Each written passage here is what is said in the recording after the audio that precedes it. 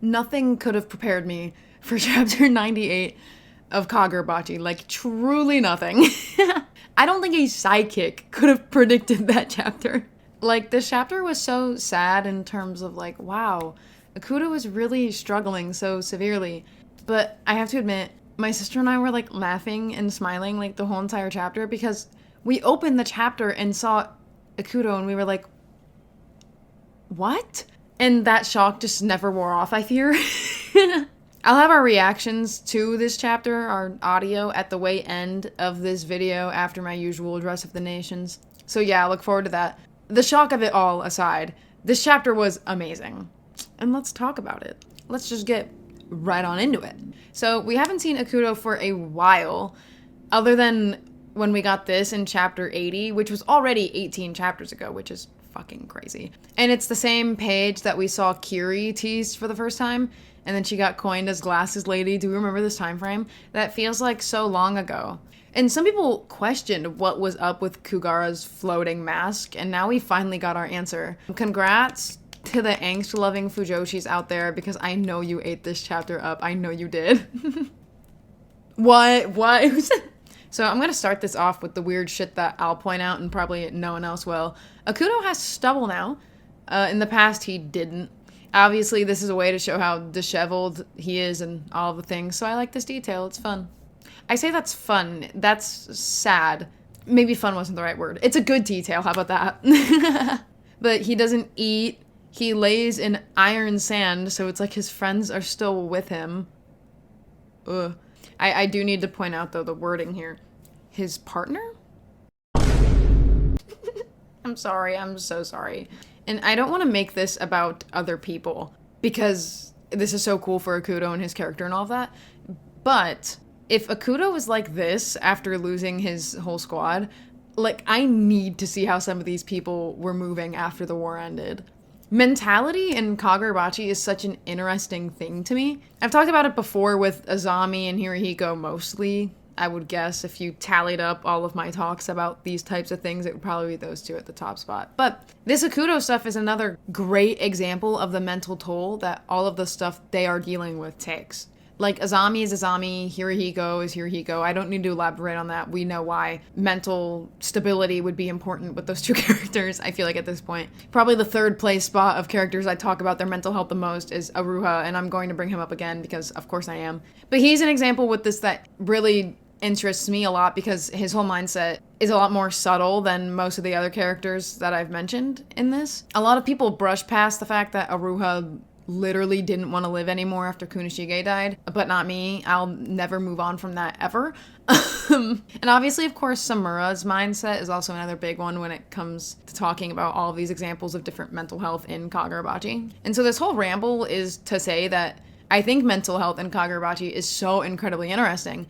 And now Ikuto is a prime example of it. And for him, this whole chapter is so effective. I've seen so many people like, wow, I didn't really care about him, and now I love him and I'm obsessed with him, and he's like one of the best characters. It takes one chapter for some people because Hokuzono does such a good job with stuff like this. And so it's really cool to see how much this is really resonating with people. I think that's awesome. And I hope we get more stuff like this, whether it's the war flashback or in the present with some of our familiar faces, because we know they aren't stable. But I think it's really cool that we get an example of the mental health in Kagurabachi, but it's very forward. We're not shying away from any of it. We're seeing the actual, like, details of it. And not to say that Hokuzono shies away from that stuff before, it's just subtle compared to this. And I think it's so awesome. It's so good. So back to the chapter. Speaking of characters wanting to die, like I mentioned with the Ruha, Ikuto says he does not care if he dies, which, ouch. Like, he was okay with just rotting away and withering away there. Like, ouch. So Ikuto goes to fight so he can go out like a warrior. Another, like, what? Oh my gosh. Uran and Bingo are here. What is up, Diva? I love you, Uran. Bingo's alright too, I guess, but Uran's my girl. I love her. I want to be her. And these pages are super cool of Bingo and Uran fighting Ikuto. Like, turn that shit sideways, you know that's when it's good. And I fucking love this thing that Hokuzono does where he cuts away. It's like a fucking movie. I've said it before, I've said it again now. This is another great example of that. Just like when Azami was fighting, it talks about all this medical stuff. All of a sudden you're like, what? And then you're like, oh, because it does that buildup. This is more clear where it's going, but it's such a perfect spot to randomly cut to this doctor talking about like a diagnosis and all of those things. It's absolutely genius. This is effective. It's so good. Like, it's just so well done. And of course, in this we learn that Ikuto hallucinated Kugara saving him, which is like crazy work. So sad again, like, but it's so interesting. You can't deny that it's so interesting. All of the discussion about sorcery and how Ikuto is actually in a perfect state for battle with his sanity gone because it's just full subconscious control. And it shows Hirohiko. Hashtag nudising. And by the way, Hirohiko mentioned, has to be strangling you through the camera. Hirohiko mentioned. For real though, that is a good comparison to make, and also like, you know what I mean? Scratch your brain, people. Because I've been saying Hirohiko's crazy, and you know that too. But I think drawing that comparison of like, yeah, we've actually seen this before, LOL. And for Hirohiko, it wasn't because he had a recent tragic event or anything. He's just like that, which is terrifying. I could pry his brain all day, and I cannot wait for the day that Hokuzono does that himself in a chapter. I love Hirohiko so much. What? We'll move on. That's my child, though. That's my son. Speaking of children, Pishaku is the vessel. I fucking called it. I said that I would bet $50 and my internal organs on Lucas Pishaku being the vessel, and I was right, so suck my dick. Good job, me. Reading comprehension through the fucking roof. That isn't me calling anybody else who thought differently not smart. It's not what I'm saying, but like, I'm just calling me extra smart, you know? It's my brain. Lucas Pishaku, no. He'll be okay, guys. I guarantee the reason will be that he has no internal organs. And that's why he'll be okay. I had a moo on Twitter point this out, and my brain already thought that anyways, but I feel the need to mention it because he worded it way better than I did, so I'm going to pull it up now. So they said, Lucas Hishaku next chap. Huff huff. Good thing I lack organs.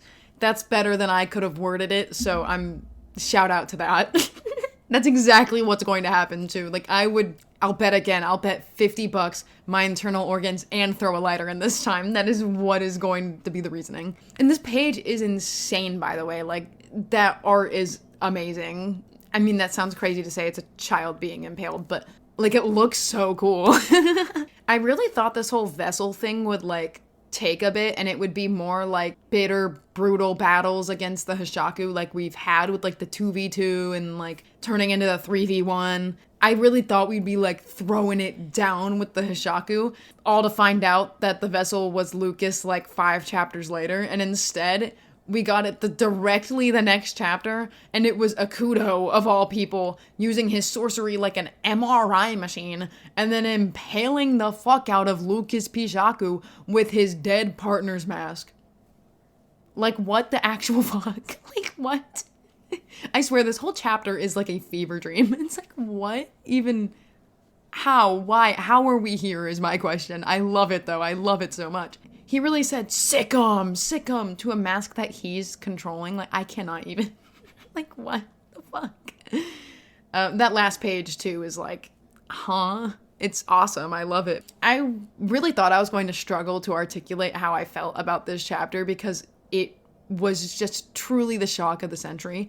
I hope I got my confusion and shock and all of that across, because I was really like, man, I don't know how I'm gonna articulate this. I really don't have the words to describe how this chapter makes me feel. So I hope that's getting across. It was an awesome chapter. Obviously, so not what I expected at all, but a very, very welcome surprise. I am so on board with mental health bocce, its peak. This is the stuff that I love to talk about. So I was fed so well this week. I'm not even gonna bother predicting next week's chapter because I've been off the mark every single time, and now it feels like literally anything is possible. It's like that one tweet I don't even know if it was a tweet. It was probably like Tumblr. And it's like the MCR concert, Fall Out Boy walks on stage, Dan and Phil come out on stage. Is this like a crazy niche pull to make? I don't think so. Maybe this is how that chapter felt to me. And now I'm like, are all the chapters gonna feel like this? It's like Ikuto walks out and all of a sudden Lucas Pishaku's impaled. Like what? Like how? Where's the correlation there? If you told me literally a day ago that this is what the chapter would be, I wouldn't believe you. If I saw leaks for this, I would have been like, well, that's fake. Like what? Anything is possible, children. Anything is possible. Better believe it. Like this video, like you like Kagurabachi, like I like Kagurabachi. Comment as well. Comments are my favorite. I love them so much. I love reading what you have to say, so please comment. And the best one, the biggest, best one for last, subscribe. Subscribe to my channel. I make Kagurabachi videos every single week whenever a new chapter comes out. I've got a new video coming out somewhat soon as possible anyways, about a different Jump series that I've been digging lately. It'll be no spoilers, so even if you haven't read the series, you can still watch the video. And actually, I recommend that if you haven't read it, that you should watch the video. So, are you curious at all? Look forward to it. You see what I'm doing here? I'm edging you. Yeah. Anyways, thank you so much for watching. Bye-bye. Bye-bye. Lucas Pishaku Nation. He'll be fine. He has no organs. Ikuto Nation. I don't know if I should say you won or if you lost so severely. Because you won because he's here, but you lost because he's actually off his rocker. Honestly, you guys probably want that, though. I'm a believer of, like, yeah, it sucks when bad things happen to your favorite characters, but also it's like, wow, this is peak. That's why Porcus D. Ace is my favorite character of all time. So, like, you guys won. I decided. You guys won. Hirohiko Nation. He'll be back. Yeah! Oh my god, oh my god. People are gonna freak the fuck out. Why are we back here? Kazane is in the year of our Lord. Kazane in the year of our Lord. No way. What the fuck? How are we here? How? What? I can't believe. What the actual fuck? What page are you on? Page 5. Yeah. Just kidding. I mean, he's actually insane. I feel so bad for him. This is not what I expected at all, but I'm not mad at it. Like, this is low-key fire. I did not know we were gonna bring back the fucking... The Sojo Squad? I did not know we were bringing back the Sojo Squad. Crazy work. Girlie is so pretty. I was literally just about to say she's so fucking pretty. It's crazy. Oh, okay. I got really scared for a moment. I thought we were building all of that up just for him to get frame 1 dead. Yeah. Damn, I'm turning this sideways. What page are you on? Oh my god. Okay, yep, there we go. I was gonna say, here he go mention. Hirohiko mention.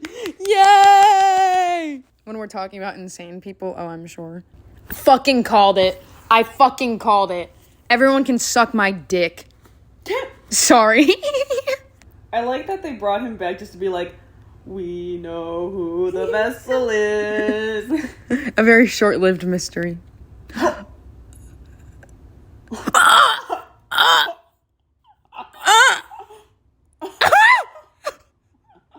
you on page 18? He just got super duper impaled. What the fuck? I think so that's funny. the quickest I've ever read a bocce chapter in my life. That's so what funny. The fuck? That's so funny. I know. What? That's what the fuck? Not Hokuzono bringing back a Sojo Squad member to fucking impale. You could not have. I don't think I ever could have predicted this. No. This is the most unexpected thing that has ever happened in my life. I feel like I'm on crack right now. Like, no, I feel like I'm still sleeping, and the chapter isn't out for another, 30 minutes. Great chapter, though. Yeah. Great chapter. I'm so confused. I'm so confused. Did not expect that. Hokusano just loves to make a batshit crazy character. Alright, is it witching hour? It is so witching hour. We're so back. It's witching hour.